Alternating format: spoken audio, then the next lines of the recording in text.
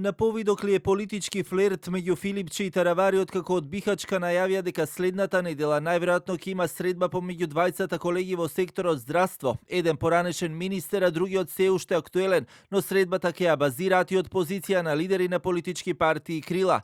Поладените односи на Илинденска ќе побарали Таравари нов коалицијски партнер на Бихачка, ќе биде познато наредната недела или периодот што следува. И додека партиите на големо ги тестираат можните предизборни коалиции во пресрет на локалните избори, се заострува и риториката, откако денеска пак ВМРО ДПМН го праша Филипче како тој можел да говори за иднината на земјата, ако како што велат поседува златна виза од друга земја. Ако Филипче има златна виза од друга држава, тогаш како може да вели дека тој е иднината на оваа?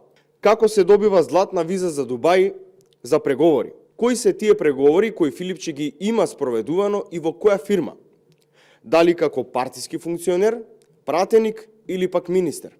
Со критики кон СДСМ денеска и лидерот на ЗНАМ Максим Димитриевски, кој го впери прстот кон Филипче дека е исплашен од, како што рече, рапидното растење на ЗНАМ поради незадоволството на членството во Бихачка. Секој ден се поголем и поголем број на граѓани, но и голем број на поранешни веќе членови на Социјалдемократскиот сојуз денеска се тука во ЗНАМ. И го слушам Филипче како јавно ги повикува да се врателе. Кај да се вратат? Кај ќе ги носиш? Во твоите станови? Па и самиот не знае колку ги има. Ќе ги носи во Дубај со парите што ги изнесува и инвестициите што ги прават таму. Од СДСМ пак и денеска, како изминатите денови му порачуваат на Димитриевски да не се крие позади политиканство и празни политички пресконференции, туку да одговори на прашањата за политичкиот дил вреден 350.000 евра кој го направил со советниците од ДУИ и дали на повидок е нова коалиција. Максим Димитриевски, кој со полна уста говореше дека државата е полна со криминал поради ДУИ, сега истиот тој прави криминали со помош на советниците на ДУИ.